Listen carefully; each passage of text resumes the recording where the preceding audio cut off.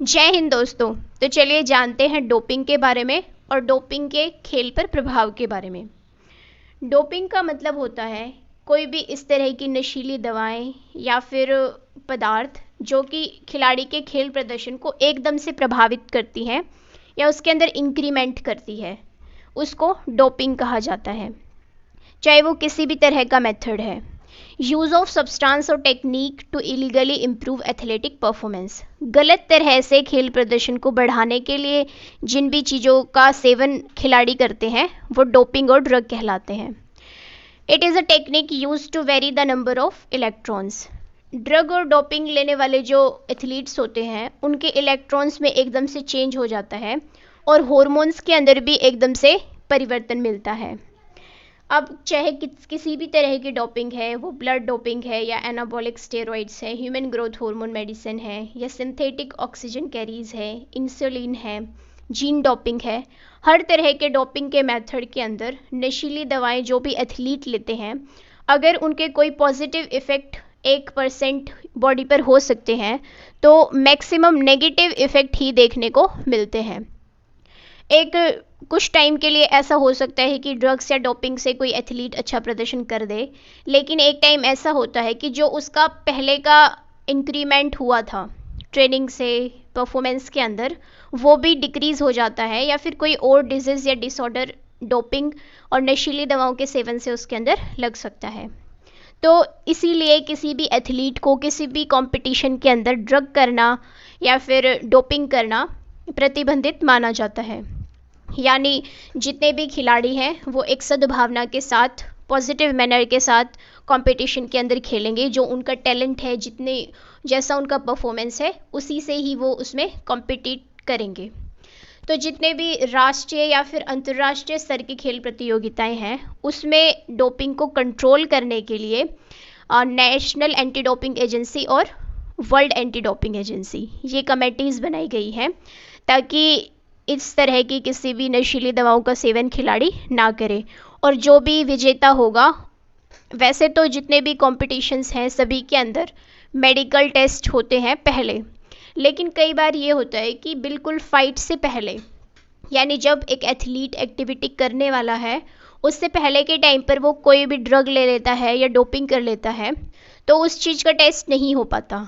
तो इसलिए अब जितने भी इंटरनेशनल कंपटीशन है या फिर ओलंपिक गेम्स है, इसमें आफ्टर परफॉर्मेंस खेल प्रतिक्रिया हो जाती है, उसके बाद भी मेडिकल टेस्ट करवाया जाता है ताकि पता चल सके कि जो एथलीट ने परफॉर्मेंस किया है वो अच्छी तरह से किया है या फिर किसी दवाई की वजह से, किसी और हेल्प की वजह से उसने इस तरह का परफॉर्मेंस किया है। तो नेक्स्ट है NADA, national anti doping agency. इसकी स्थापना 2005 में हुई थी, 24 नवंबर 2005। नाडा का काम है जितने भी राष्ट्रीय स्तर के खेल प्रतियोगिताएं हैं उसमें जो भी खिलाड़ी भाग लेते हैं उनका अच्छे से चेकअप करना, मेडिकल टेस्ट करना, ताकि जितने भी एथलीट्स हैं उनमें से कोई ऐसा एथलीट तो नहीं है जिसने ड्रग या डोपिंग का यूज़ किया है और वो पार्टिसिपेट कर रहा है। तो इस चीज़ की पूरी रिसर्च करना नेशनल एंटी डोपिंग एजेंसी का काम है।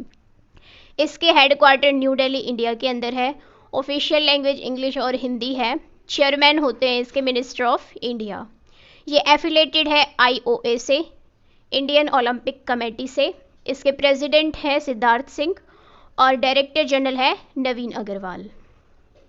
नेक्स्ट है वाडा, वर्ल्ड एंटी डोपिंग एजेंसी।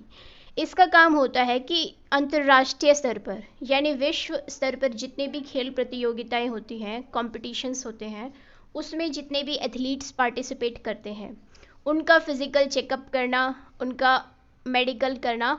और चाहे अगर कई बार ये होता है कि एथलीट के मेडिकल चेकअप के बाद भी कुछ इस तरह के डाउट्स होते हैं कि जब उसने परफॉर्मेंस किया, एक्टिविटी की, तो कुछ ऐसे चेंजेस देखने को मिले जो कि परफॉर्मेंस में नहीं होते, तो एक्टिविटी के बाद भी एथलीट का फिज़िकल टेस्ट करवाया जा सकता है। तो इसका एब्रीवेशन है वाडा। 1999 के अंदर इसकी स्थापना हुई थी, 10 नवंबर 1999।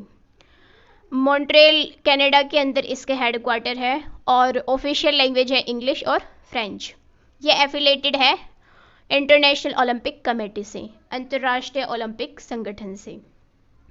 तो एक खिलाड़ी की ड्यूटी होती है, अगर वो किसी भी कंपटीशन में पार्टिसिपेट कर रहा है तो वो बिना किसी बेईमानी से उसमें पार्टिसिपेट करे और एक जो उसके अंदर टैलेंट है उसी से वो विजेता प्राप्त करे। तो इसी चीज़ को देखते हुए जो वाडा है या फिर नेशनल एंटी डोपिंग एजेंसी है, ये बनाए गए हैं ताकि जो भी इस तरह के एथलीट हैं जो कॉम्पिटिशन्स के अंदर, टूर्नामेंट्स के अंदर ड्रग या डोपिंग की हेल्प से अपना परफॉर्मेंस अच्छा कर रहे हैं, तो उनको रिजेक्ट किया जा सके, बैन किया जा सके, रोका जा सके। क्योंकि हर एथलीट अपनी फुल पूरी मेहनत करता है एक अच्छे सर्वश्रेष्ठ प्रदर्शन के लिए, और इसीलिए जो ऑफिशियल्स हैं उनकी भी पूरी जिम्मेवारी है अच्छे से जितने भी एथलीट्स हैं उनके इन्वेस्टिगेशन, फिजिकल टेस्ट और लास्ट में जो भी स्कोरिंग है, हर चीज़ पर अच्छे से ध्यान दिया जाए। नेक्स्ट है first doping in summer Olympics. Olympic खेलों में पहला डोपिंग का केस कब मिला? तो 1904 के जो समर ओलंपिक्स थे सेंट लुइस के अंदर जो हुए थे, उनमें पहला केस मिला था डोपिंग का। एक अमेरिकन मैराथनर थे टॉम हिक्स, उन्होंने एक कुछ स्मॉल बिट्स ली थी स्टाइनिन की ब्रांडी के साथ। उनके जो कोच थे चार्ल्स हुक्स, उन्होंने उसको 20 मील की दूरी के बाद ये जो दवाई है दी ताकि आने वाले जितना भी डिस्टेंस है वो बहुत आसानी से कवर अप कर सके, एनर्जी उनको मिल जाए। लेकिन ये एक गलत तरीका था। तो कुछ टाइम के बाद उनका जो परफॉर्मेंस है यानी 20 मील की दौड़ के बाद वो इतना अच्छा तो कर नहीं पाए, बल्कि जब लास्ट तक पहुँचे, आगे तो वो थे ही लेकिन जब आगे तक पहुँचे तो वो जाकर गिर गए, जिसकी वजह से उनका मेडिकल चेकअप करवाया गया और उस मेडिकल रिपोर्ट्स में पता चला कि उन्होंने डोपिंग की है या किसी दवाई का यूज़ किया है। तो ये फर्स्ट ऐसा केस था जो कि ओलंपिक गेम्स के अंदर पता चला।